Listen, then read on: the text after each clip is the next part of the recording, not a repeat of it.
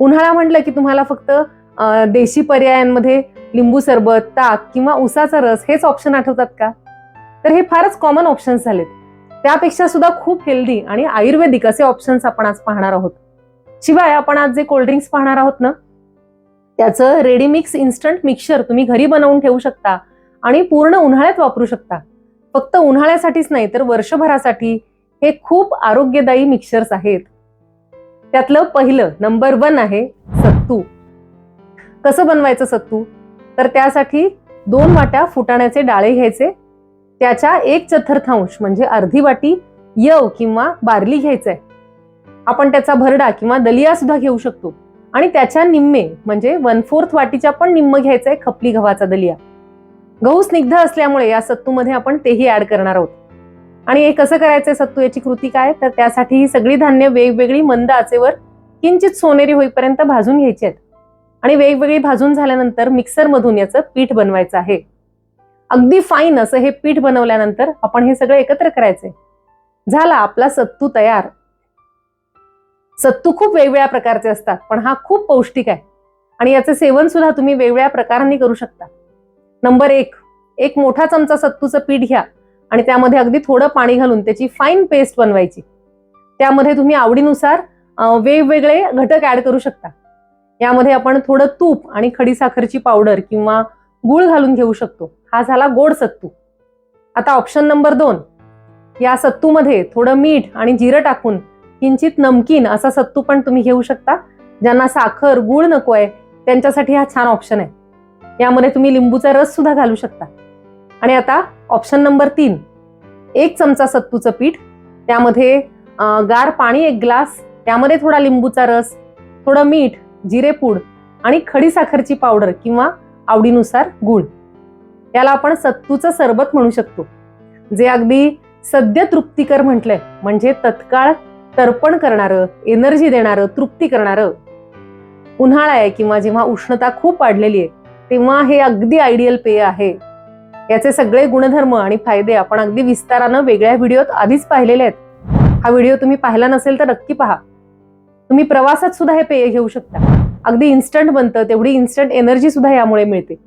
या उन्हाळ्यात हे नक्की ट्राय करून पहा.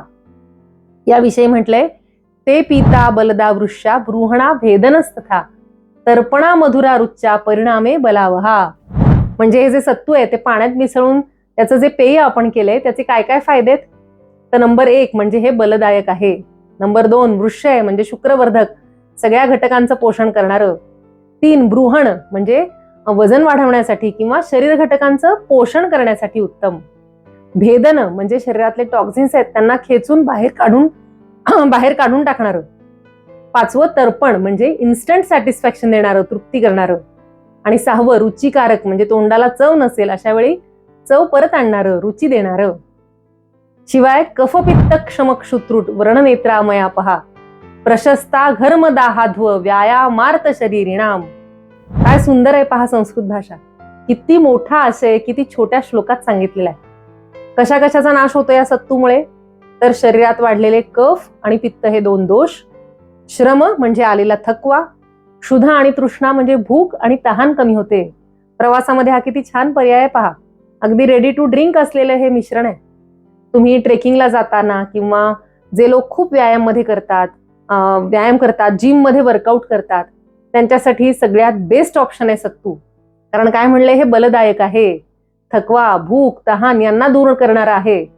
व्रण म्हणजे जखम बरी करण्यासाठी उपयोगी आहे आणि नेत्रामय म्हणजे डोळ्यांसाठी सुद्धा चांगला आहे. शिवाय प्रशस्त कशा कशासाठी उत्तम आहे?